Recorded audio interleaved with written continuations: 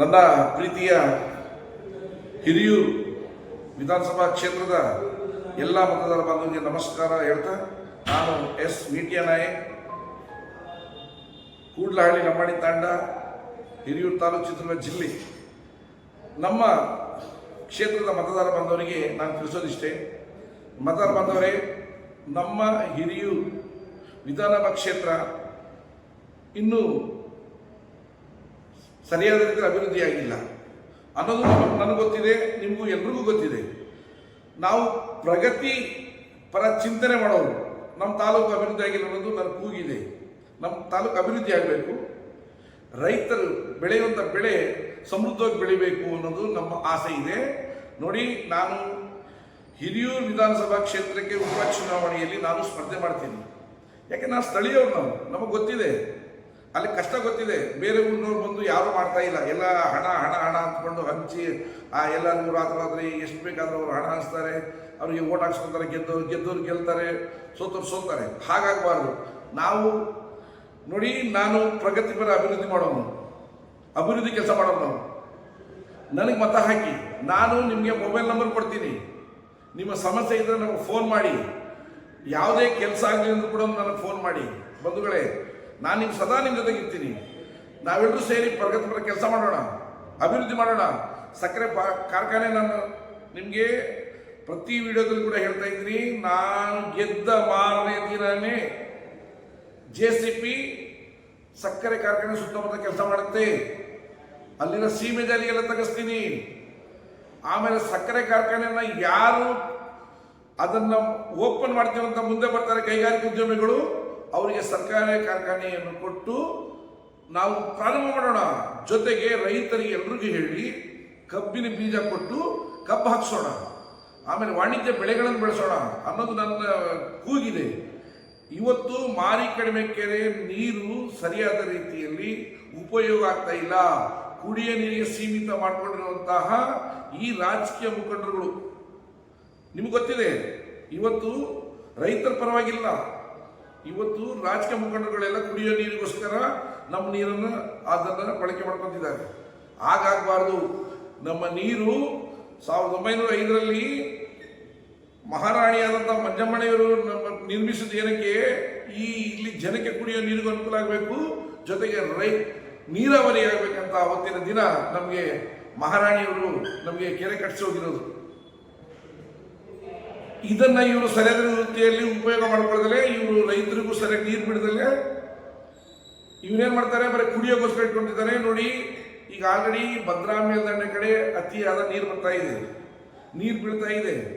ಇವತ್ತಿನ ಮುಂಜಾನೆ ಪತ್ರಿಕೆ ನೋಡಿದಾಗ ಸುಮಾರು 20,000 ಕ್ಯೂಸೆಕ್ ನೀರು ಒಳಗೆ ಬರ್ತಾ ಇದೆ ಭದ್ರಾ ಮೇಲ್ದಂಡೆ ಒಳಗಡೆ.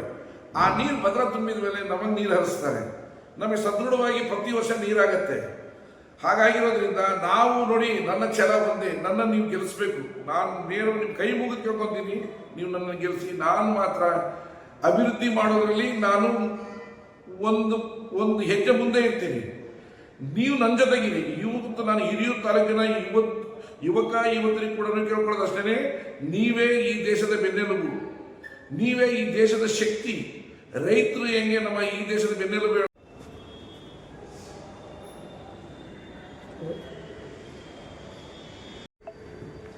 ಇವತ್ತು ಹಿರಿಯೂರು ತಾಲೂಕಿನ ಕೆಲವು ಹಳ್ಳಿಗಳಲ್ಲಿ ಕುಡಿಯೋ ನೀರಿನ ವ್ಯವಸ್ಥೆ ಇಲ್ಲ.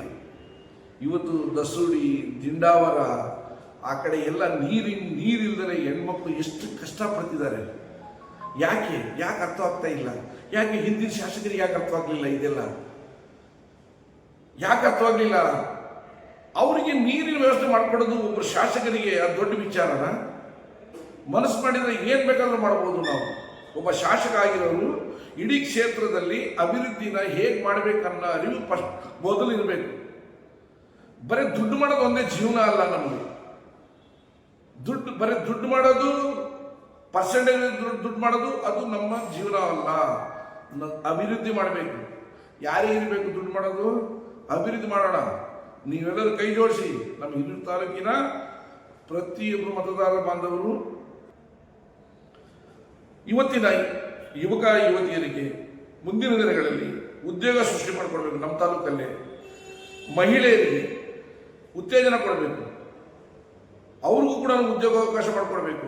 ಇವತ್ತು ಅಂಗವಿಕಲರಿಗೆ ಅವ್ರಿಗೂ ಅನುಕೂಲವಾಗಿ ನಾವು ಉದ್ಯೋಗ ಕಲ್ಪಿಸಿಕೊಡ್ಬೇಕು. ಹಳ್ಳಿಗಳಲ್ಲಿ ರಸ್ತೆ ಇಲ್ಲ ಅಂದರೆ ಆ ರಸ್ತೆ ಸರಿಪಡಿಸ್ಕೊಡ್ಬೇಕು.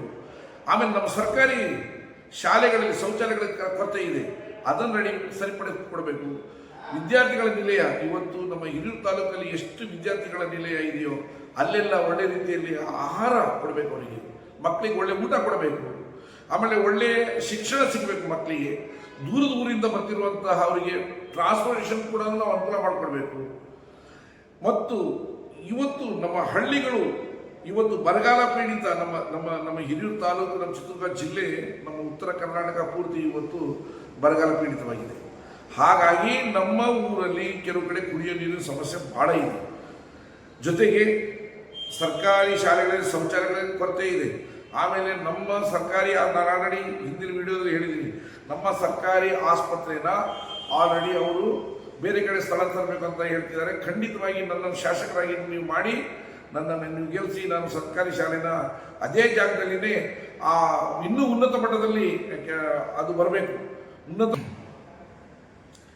ನಮ್ಮ ಈ ಏನು ಆಸ್ಪತ್ರೆ ಇದೆಯಲ್ಲ, ಸರ್ಕಾರಿ ಆಸ್ಪತ್ರೆ, ಅದರ ಉನ್ನತ ಸ್ಥಾನಕ್ಕೆ ತಗೊಂಡು ಹೋಗ್ತೀನಿ. ಆಮೇಲೆ ನಮ್ಮ ಪದವಿ ಪೂರ್ವ ಕಾಲೇಜು, ನಮ್ಮ ಹಿರಿಯೂರು ಮಧ್ಯದಲ್ಲಿ ಗಿರೀಶಾ ಸ್ಕೂಲ್ ಆಪೋಸಿಟ್ ಇರುವಂಥ ನಮ್ಮ ಪದವಿ ಪೂರ್ವ ಕಾಲೇಜು, ಅದನ್ನು ಕೂಡ ಉನ್ನತ ಮಟ್ಟದಲ್ಲಿ ತಗೊಂಡು ಹೋಗೋಣ. ಇನ್ನು ಹೆಚ್ಚಿನ ನಮ್ಮ ಆಸ್ಪತ್ರೆಯಲ್ಲಿ ಡಾಕ್ಟರ್ಗಳ ಕೊರತೆ ಇದ್ರೆ ಕೂಡ ಅದನ್ನು ಸರಿಪಡಿಸೋಣ. ನಮ್ಗೆ ಇಷ್ಟೆಲ್ಲ ಕೂಗಿದೆ. ನೀವು ನನ್ನನ್ನು ಒಂದು ಬಾರಿ ಒಮ್ಮೆ ನೀವು ನನ್ನನ್ನು ಗೆಲ್ಲಿಸಿ, ಆಮೇಲೆ ನನ್ನ ಕೆಲಸ ನೋಡಿ ನೀವು ಪುನಃ ನನ್ನನ್ನೇ ಗೆಲ್ಲಿಸ್ತೀರ ಅಂತ ಹೇಳಿ ನಾನು ಈ ಸಂದರ್ಭದಲ್ಲಿ ತಮ್ಮನ್ನು ಕೇಳ್ಕೊತೀನಿ. ದಯವಿಟ್ಟು ಇಡೀ ಅಭಿವೃದ್ಧಿಯೇ ನನ್ನ ಜೀವನ, ನನ್ನ ಉಸಿರೇ ಅಭಿವೃದ್ಧಿ. ನನ್ನ ಜನ ಚೆನ್ನಾಗಿರಬೇಕು, ನಮ್ಮ ರೈತರು ಚೆನ್ನಾಗಿರಬೇಕು, ನಮ್ಮ ಉದ್ಯೋಗಾಕಾಂಕ್ಷಿಗಳು, ಯುವಕ ಯುವತಿಯರು, ಓದಿದಂಥವರು ಇವರೆಲ್ಲ ಚೆನ್ನಾಗಿರಬೇಕು. ನಮ್ಮ ಸಕ್ಕರೆ ಕಾರ್ಖಾನೆ ಪ್ರಾರಂಭವಾಗಬೇಕು, ಹೆಚ್ಚಿನ ಉದ್ಯೋಗ ಸಿಗಬೇಕು ಎಲ್ರಿಗೂ. ಹೀಗೆ ನನ್ನ ಕೂಗಿದೆ. ಜೊತೆಗೆ ನೀವು ಈ ಕಾಂಗ್ರೆಸ್ ಸರ್ಕಾರ ಕೊಟ್ಟಂಥ ಗ್ಯಾರಂಟಿ, 5 ಗ್ಯಾರಂಟಿಗಳು, ಅದು ಯಾವ ಗ್ಯಾರಂಟಿ ಯಾವ ರೀತಿ ತಲುಪಿದೆ ಅನ್ನೋದು ನಿಮ್ಗೆಲ್ಲರಿಗೂ ಗೊತ್ತಿದೆ. ಕೆಲವರಿಗೆ ಗ್ಯಾರಂಟಿ ಹಣ ಬರ್ತಾ ಇದೆ, ಕೆಲವರಿಗೆ ಬರ್ತಾ ಇಲ್ಲ. ಕೆಲವರು ಕಾಯ್ತಾನೇ ಕೂತ್ಕೊಂಡಿದ್ರೆ ನಮ್ಮ ಗ್ಯಾರಂಟಿ ಹಣ ಬರುತ್ತೆ, ಗ್ಯಾರಂಟಿ ಹಣ ಬರುತ್ತೆ. ಈ ಗ್ಯಾರಂಟಿ ಎಲ್ಲ ಮಾಡ್ಕೊಂಡು ಕೂತ್ಕೊಂಡ್ರೆ ಅಭಿವೃದ್ಧಿ ಆಗುತ್ತಾ? ನಮ್ಮ ಊರುಗಳು ಅಭಿವೃದ್ಧಿ ಆಗ್ತಾವ? ನಮ್ಮ ಕ್ಷೇತ್ರ ಅಭಿವೃದ್ಧಿ ಆಗುತ್ತಾ? ಹೀಗೆಲ್ಲ ಸರ್ಕಾರದವರು ನೋಡಿ ನಿಮಗೆಲ್ಲ ಒಂದು ಕಡೆ ಕನ್ವಿನ್ಸ್ ಮಾಡ್ತಾರೆ, ಇನ್ನೊಂದು ಕಡೆ ಕನ್ಫ್ಯೂಸ್ ಮಾಡ್ತಾರೆ. ನೋಡಿ, ಎಷ್ಟೋ ಜನ ಹೆಣ್ಮಕ್ಳಿಗೆ ಗ್ಯಾರಂಟಿ ಹಣ ಬಂದಿಲ್ಲ. ಇವತ್ತು ಅದೇನೋ ಯುವಕರಿಗೆ ಯುವ ಶಕ್ತಿ ಅಂತ ಕೊಟ್ಟರು, KSRTCಯಲ್ಲಿ ಕೊಟ್ಟರು, ಎಲ್ಲ ನೋಡಿ, ಎಲ್ಲ ಗ್ಯಾರಂಟಿ ಹಣ ನಿಮಗೆ ಸರಿಯಾದ ರೀತಿಯಲ್ಲಿ ತಲುಪ್ತಿಲ್ಲ ಅನ್ನೋದು ನನ್ನ ಕೂಗು ಇದೆ, ಆಮೇಲೆ ನಿಮ್ಮ ಕೂಗು ಇದೆ. ಹಾಗಾಗಿ ಮುಂದಿನ ಯಾವ ಗ್ಯಾರಂಟಿ ಬೇಡ, ನನ್ನನ್ನು ಗೆಲ್ಲಿಸಿ, ನಿಮ್ಮನ್ನು ನಾವು ಹೇಗೆ ಇಟ್ಕೊತೀವಿ ನೀವೇ ಖುಷಿ ಪಡ್ತೀರಾ. ಒಮ್ಮೆ ನನಗೆ ಒಮ್ಮೆ ನೀವು ಕಾಲಾವಕಾಶ ಮಾಡಿಕೊಡಿ ಬಂಧುಗಳೇ. ನನ್ನ ಹಿರಿಯೂರು ವಿಧಾನಸಭಾ ಕ್ಷೇತ್ರದ ಎಲ್ಲ ನನ್ನ ಪ್ರೀತಿಯ ಮತದಾರ ಬಾಂಧವರಿಗೆ ಕೈ ಮುಗಿದು ಕೇಳ್ಕೊಂಡ್ರಿ, ಒಮ್ಮೆ ಅವಕಾಶ ಮಾಡಿಕೊಡಿ. ಮಿಂಟ್ಯಾ ನಾಯಕ ಯಾವತ್ತು ನಿಮ್ಮ ಜೊತೆ ಸದಾ ನಿಮ್ಮ ಜೊತೆ ಇರ್ತಾರೆ ಅನ್ನೋದನ್ನು ಹೇಳ್ತಾ ನನ್ನ ಈ 3ನೇ 4ನೇ ನನ್ನ ವಿಡಿಯೋ ಈ ಮಾಧ್ಯಮದ ಮುಖಾಂತರ ಈ ವಿಡಿಯೋ ಮಾಡಿ ನಿಮ್ಗೆ ಕಳಿಸ್ತಾ ಇದ್ದೀನಿ. ಶೇರ್ ಮಾಡಿ, ಎಲ್ಲ ಕಡೆ ಶೇರ್ ಮಾಡಿ. ಪ್ರತಿಯೊಬ್ಬರು ವಿದ್ಯಾರ್ಥಿನಿಯರು, ನೀವೆಲ್ಲರೂ ಯುವತಿಯರು ಎಲ್ಲರೂ ನೀವು ಈ ನನ್ನ ವಿಡಿಯೋನ ಶೇರ್ ಮಾಡಿ ತಲುಪಿಸಿ. ನೀವೇ ನನಗೆ ಓಟ್ ಹಾಕಿ, ಎಲ್ಲರೂ ಓಟ್ ಹಾಕಿ, ಮನೆ ಮಂದಿ ಎಲ್ಲ ಓಟ್ ಹಾಕಿ ನನ್ನ ಗೆಲ್ಲಿಸಿ.